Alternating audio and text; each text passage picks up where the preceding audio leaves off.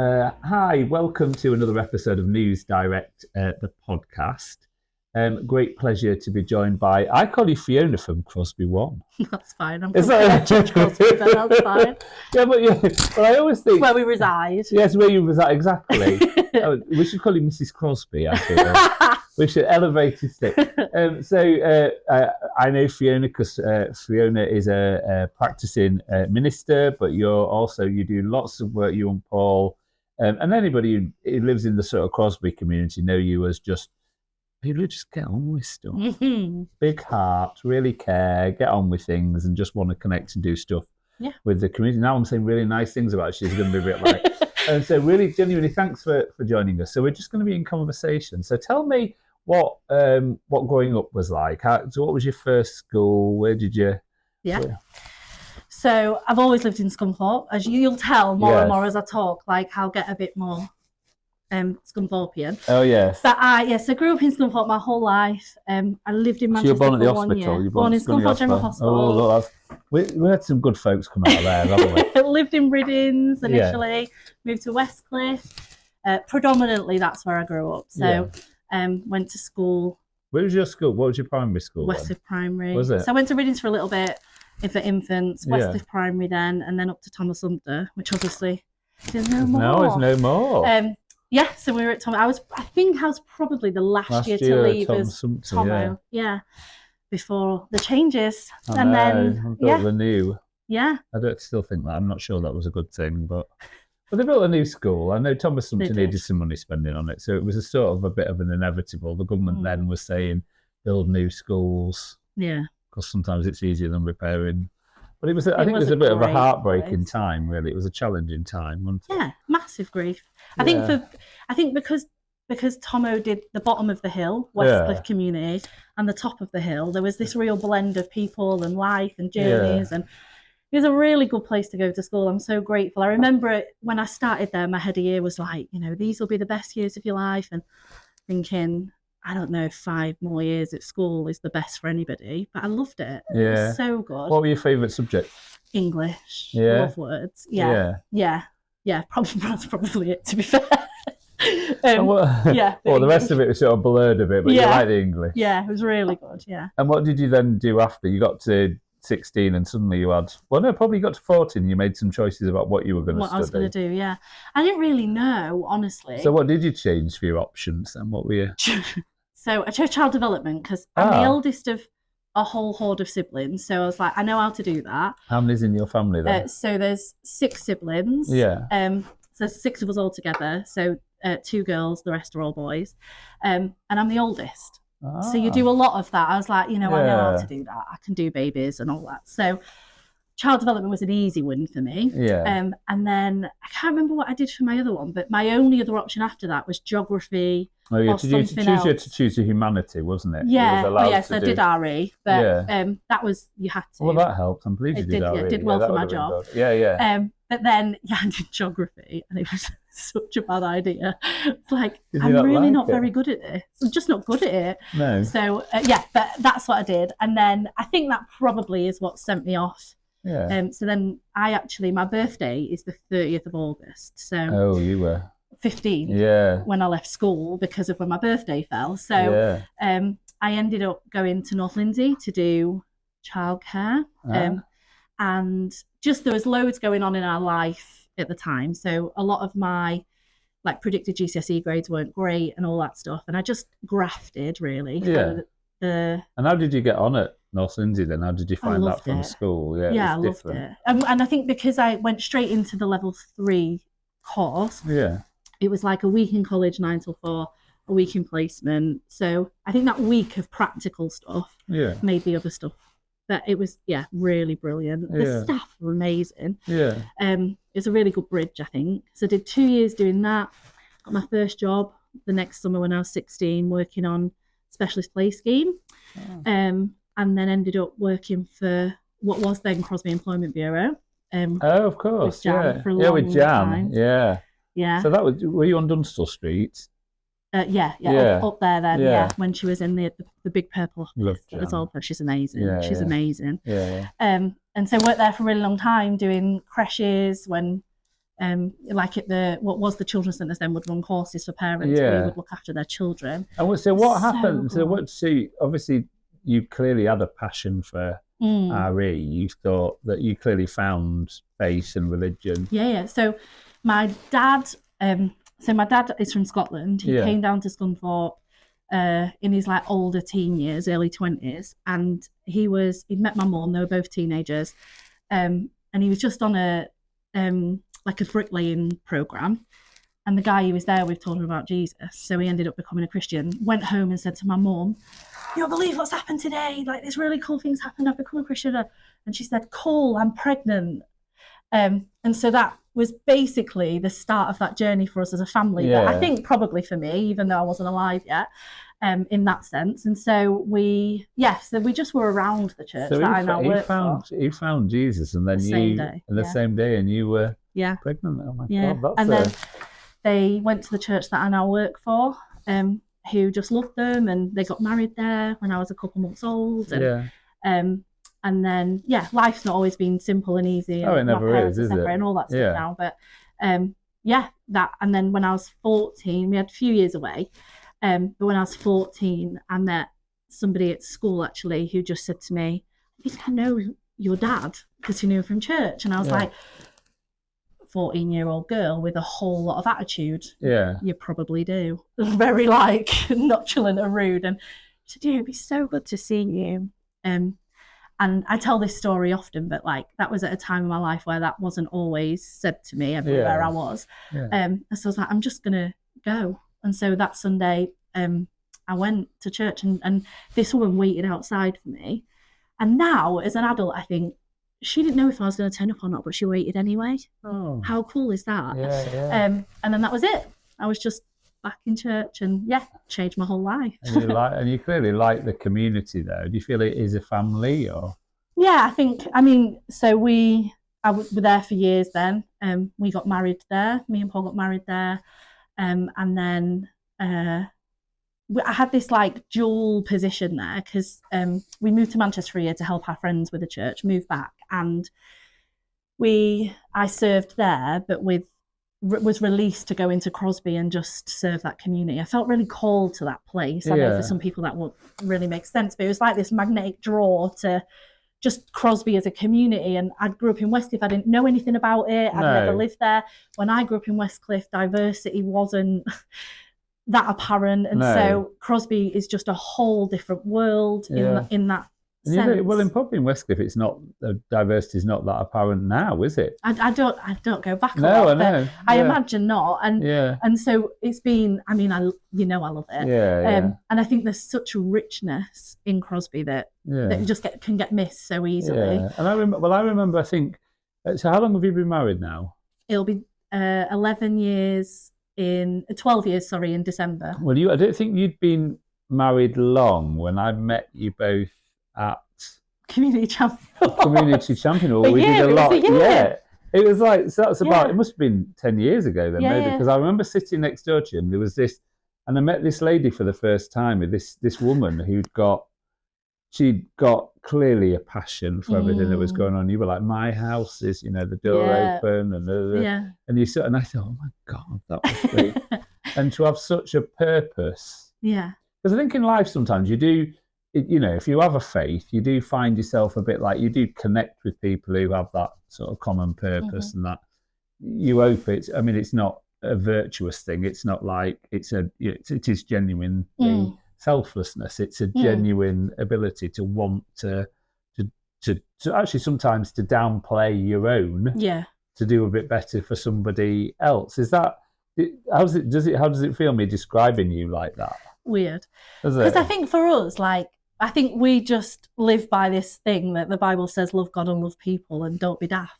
It doesn't say don't be daft. We have that. But I don't think that's a bad thing. Try not being daft and just do that. And I think one of the things I love is so we obviously started a church in Crosby. We meet in the Crosby One Centre. Yeah. And what we found during that time is that we're so much richer. Yeah. And we're not giving ourselves away in the sense of we're losing something. We've actually gained so much by just being part of our community and loving and serving it. And actually being loved and being served by it, which I think sometimes we miss when we're in service roles.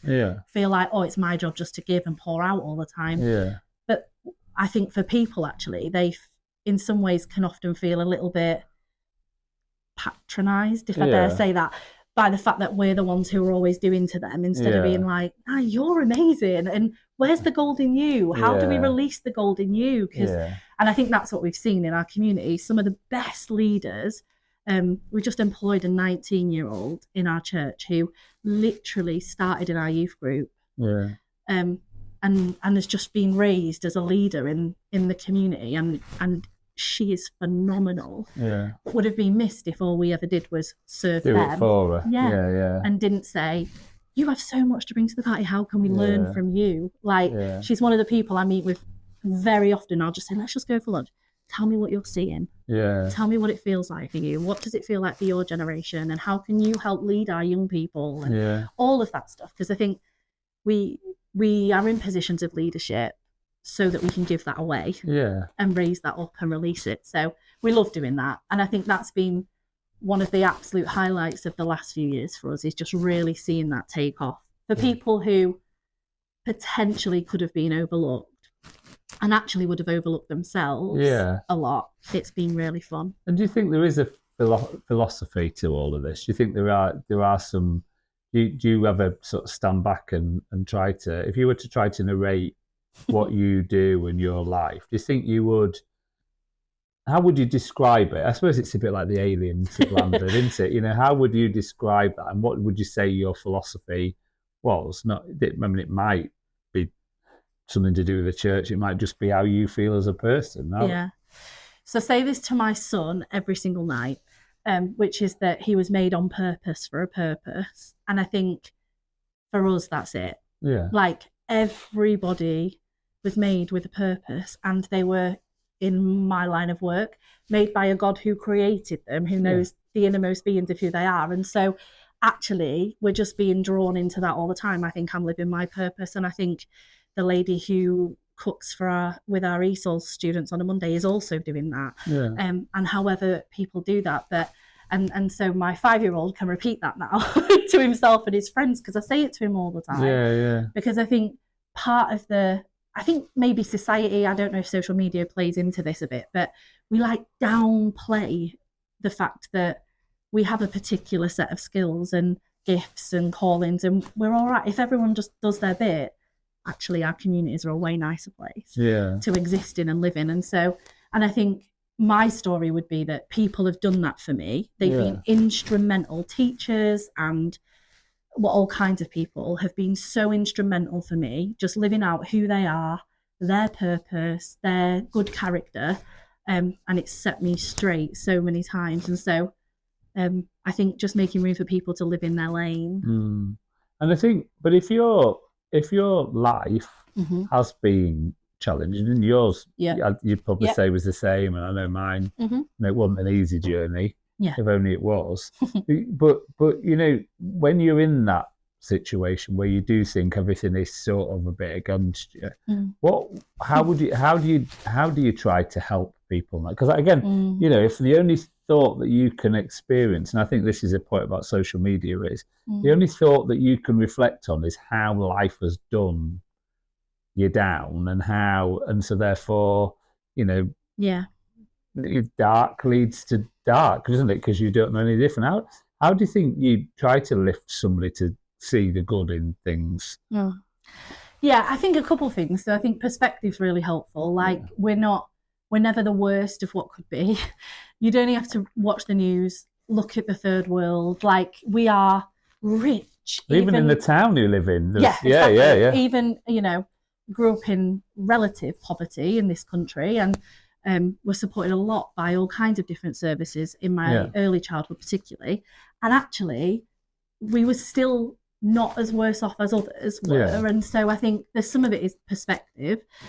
We have to be in community, because actually, if we're only in ourselves, in our own thought processes and patterns, and it's a bit of a soapbox of mine in terms of just the brain and what we feed it, because if we're just feeding the narrative all the time, like you end up living in that pattern. You can build different pathways in your brain though, and different thought processes, you only do that if you're exposed to different. If you only do what you've always done, you're going to get what you've always got. And so I think exposing people to a wider community, that's why Crosby's amazing. The school our son goes to, there's like 30 languages spoken in that school, and that comes with it loads of different cultures and contexts and family situations.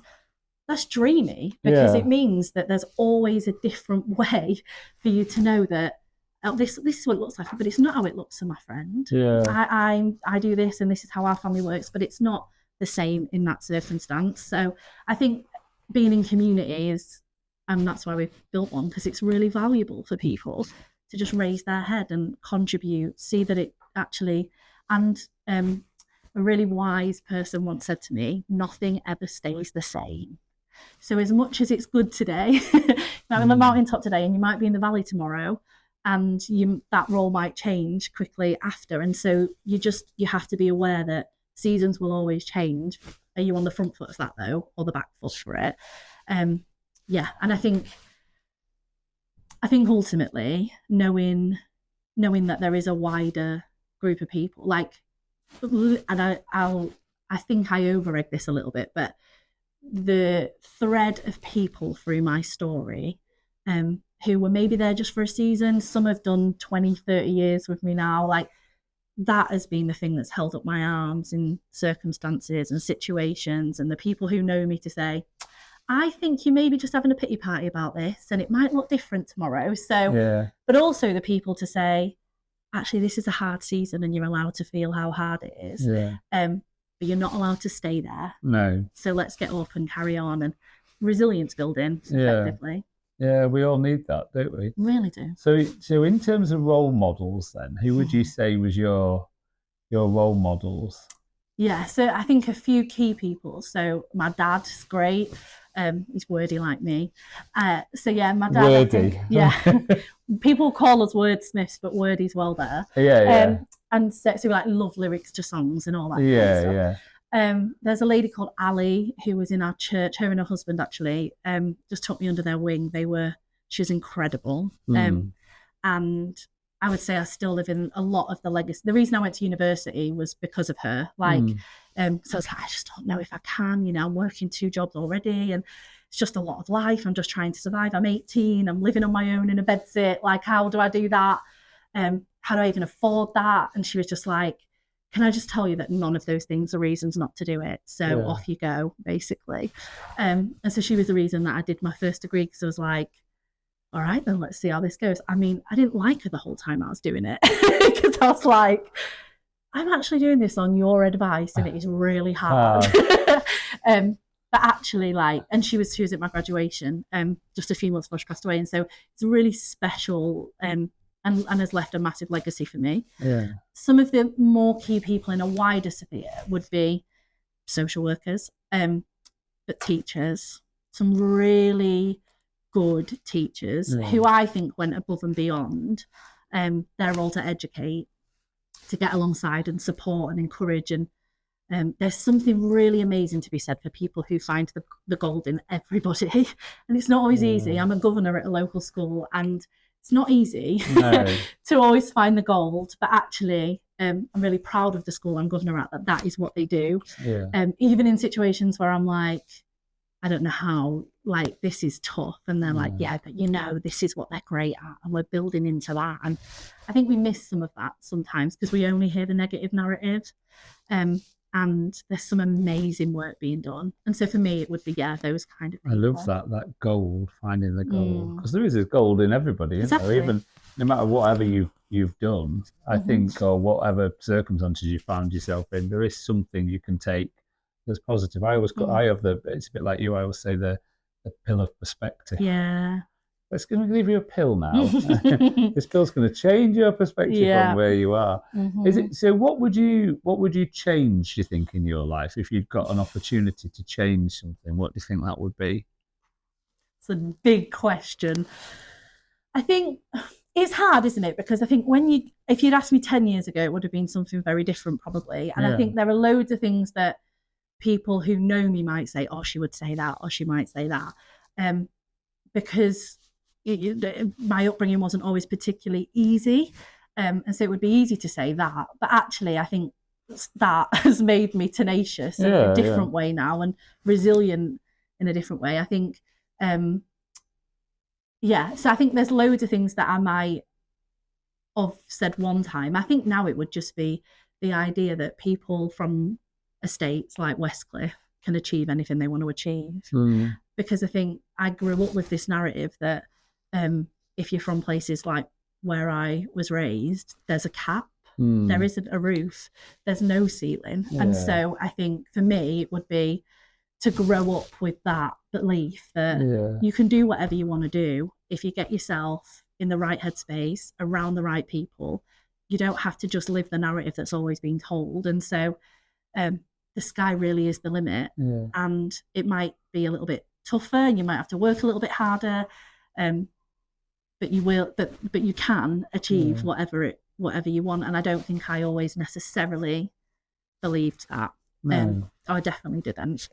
And you'll have seen people in your life who did just seem to have this natural self-confidence, who just knew they were going to do great things. And you see them now, presumably, sometimes, and you think, how the hell did you have that confidence? Because I didn't have it. Yeah. And I think sometimes it's the people who are behind you pushing you up the hill, isn't it? And I know, so if I were to say to our son, who's the best, he would say him without a second of consideration. I wouldn't have said that at 5, though. No. And so I think it is about that. Like, what are we saying to people? What is the pill of perspective? I like that we're giving people. Is it, oh, it's really hard and you're really this? Or are we saying, do you know the sky could be your limit if you really want it to be? And because I think sometimes we forget that words have massive amounts of power. Oh, of course they do. And I know even in like the context we're in now, the fact that we would say to people constantly, of course we trust you with that. Of course we trust you with a set of keys. Of course we, whatever it is. And I'm not saying that's not always a risk. It is. But the risk is on us as the people releasing that. It's not on the people. No. And so I'll often say to people like, just go try it. And you know, if it goes wrong, that's on me. If it goes well, props to you. Well, again, it's as you say, it's risk and likelihood. But I mean, I like this concept of words being, they are bullets, aren't they? Absolutely. If used inappropriately. And people don't understand that. I think, well, not everybody understands that, because there are some people who understand words are really about sharing enthusiasm and kindness, but some people use them recklessly. And I don't know how do we get people to think about that? How do we get people to appreciate that when they've got this gun that they load up with hate and tyranny and all, what are they trying to get out of that? It tends to be, I find, people displacing some of the darkness of their own life, isn't it? I think so. I think part of something we're passionate about, partially because we're parents for adoption, but is understanding the effect that trauma plays on a person. And I think some of that is that people don't know where to go with their emotion, and they maybe haven't ever had an outlet. So they use words or they use behaviour because they don't know how to say, actually, that thing's really scared me, or it's really made me feel sad. I think broadening people's worldview. So we've been on a call this morning with a project that we partner with in Ethiopia, listening to an ex-sponsored child sharing his experience of growing up there. And we'll share that with our wider church, because we will broaden people's worldview that whatever's going on here, there's something different happening somewhere else. The world's bigger than that. And I think reminding people that it's not just the words said to them that carry power, but it's what leaves them. And so what impression do you want to leave people with? And I do wonder a little bit, and I love social media, I think it's a great tool, but I wonder if sometimes that behind the keyboard approach to things over the last few years has made people a little bit braver then to say things maybe that they wouldn't have said 20 years ago when it was just being established. But now, because we do it on the keyboard, it just then slips out of our mouth in the street. And I think sometimes if you were to sit down and just say, and we don't want to judge people, but to say, like, can we just unpack what you just said? Because I just want to know what the root of it is. And we tell children all the time, don't we? Don't write anything you wouldn't want. You wouldn't want. You don't write anything that you wouldn't want. you think your faith has enabled you to look at things differently? Do you think? Because I think sometimes people see faith as being quite elitist, not for them. How do you relate? How do you relate to that as a statement? I think what I would say is that if, particularly the Christian faith, Jesus was the opposite to elitist. So he was a humble servant and also Lord. Let's not get it mixed up. But he walked alongside and with people. And actually, a lot of what we see in Scripture is him having conversations with people. He rarely answered questions, but he asked a lot of them. And I think sometimes I wonder if that's where we get it wrong. We stopped asking and we started telling instead of sitting down and asking questions and finding out why it is that you think that or do that or whatever that is. Why is it that I heard this great example of a teenager at a party and she really wanted to go and she was badgering her mum to go and mum didn't want her to go. But instead of saying to her, you are absolutely not going, and mum just said, I wonder what it is about it that makes you really want to go to it. And kid, such and such is going to be there. And now I feel like, oh, okay, I get it now. Here's the reason why you can't go, even though I know all of those things will matter to you. And I think we don't often do that because we don't have time for dialogue anymore. We just want quick, snap, happy, on to the next thing. We don't make time to be together and just chat over a table. We're big fans of the table space because I think so. Every Sunday we meet at 1:00 in the afternoon. Because, no one's got time to be up in the mornings, but the first thing we do every Sunday is eat together because it just levels us all. Like whether you're of any faith or none, you can come and eat with us at 1:00, and it's the start of our church service, and we have a lovely meal together, and it's easy. Gets easier the bigger we get because the amount of people we have to cook for, but it's just such a leveling space. No one's above anybody when everyone's sat around a table. And so how do we create those spaces? Right, that's interesting. So having gone through the sunshiny bit and then the dark bit, I'm going to strand you on a desert island because your story is not over yet. You're still fabulously young, which I think is amazing. So having done that, this is like, no, I don't feel young today, but it's true. But you're still, so I know that I could come back in 30 years and there'll be a whole new chapter to your life that will, I don't know if I'll still be here and I'll be 80 odd by then, but that's right. So having done all of that, I'm going to strand you on a desert island. And that means you will have been absolutely shipwrecked. You've had a chance to grab a couple of things, 4 things really, before there's only there's 3 songs and then 1 luxury item. So I mean, I don't say that the luxury item can't have an endless supply of, because people do that. So what 3 songs would you take with you? I say songs because in my day we would have had 45 little 45 singles. I mean, it's interesting. My son saw a CD the other day and he was like, Mum, what is this disc? And I was like, oh. And now they use this bird scare. Yeah, well, we used it as craft for a party. So I think the songs, would be Babylon by David Gray. Oh, why that one then? So because there's a line in it that says, feels like lightning running through my veins every time I look at you, which my wordy dad has always said to us, that's how he feels when he looks at us. It's like lightning running through his veins because he loves us. And so I think that feeling of like, you could listen to that song and someone loves me that much. And there's 3 of us that belong to my dad, and so we all kind of share the lightning. And then I think there's a song called I'm on Top of the World. It's by a Christian band, and it's a really like buzzy, happy song. It's not Top of the World and Looking Down on Creation. No, it's like I'm on top of the world. It goes like that. Yes, I've heard it. So we had that as we were walking out of our wedding. And so for me, songs are always about memories. And so that would be a happy memory. Yeah, being gorgeous. On top of the world, and just being relieved that like we just wanted to get through the wedding because we were like, that many people in a room just there for us is weird. Like, let's just get through it. So we were so relieved as we were walking out and it was all done. So that one. And then I think the third would be a song called The Blessing, which is a Christian song. You can Google it. It was around during the pandemic. Right. And basically we have sang that song over our son every day since we met him. Oh.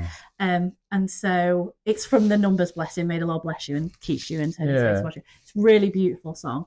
And so, yeah, they would probably be my 3 songs, all linked to really precious times in our life. And they're really special, and you feel warm from them. You do. Yeah. You do. They are a hot cup of, aren't they? Something that makes you feel, great. Yeah. So what would you look? What's your indulgence? Because you spend all your life putting other people. So what, you're allowed an indulgence now? My biggest indulgence every day, and Paul would agree with this, is when I get into bed, I'm like, oh, I love this place. Like, I just love getting into my bed and being cozy and knowing for the next however many hours, this is where I am. Yeah. And so I think it would be that. We have the best memory foam mattress and gorgeous big pillows. If I could take it as one item, cling film it all up, then that would probably be what it is. You can do anything if you have a good night's sleep. Yeah, I know you can. It's funny that I think there is something about getting into a bed that is. And when you've been away, it's the first thing you say in it. Oh, I've missed my bed. Oh yeah, you do. You do. You miss your bed, and you miss. It's true though, isn't it? Because you do, as you say, you get to recharge your batteries. And it is about recharging. And Fiona, it's been absolutely lovely. Thank you for sharing, and and I do think that your story is not over yet. So I do hope desperately to bring you back. God knows how I'll be doing this, but I'll always try to find a way, because I think it's so inspirational that you do what you do. You give without thinking of how that, how it lands, or even more importantly, the impact it makes to other people. But it's nice to know there's a real conscious, conscious state to that. And it's lovely. It's a dream for us. That's great. Well, thank you again for joining us on News Direct, the podcast. Please like and share. We're on Spotify. We're on YouTube. So you could just have it in the background when you're making tea. There will be more episodes. So if you could keep tuning in, that would be greatly appreciated. And until next time, thanks for joining us.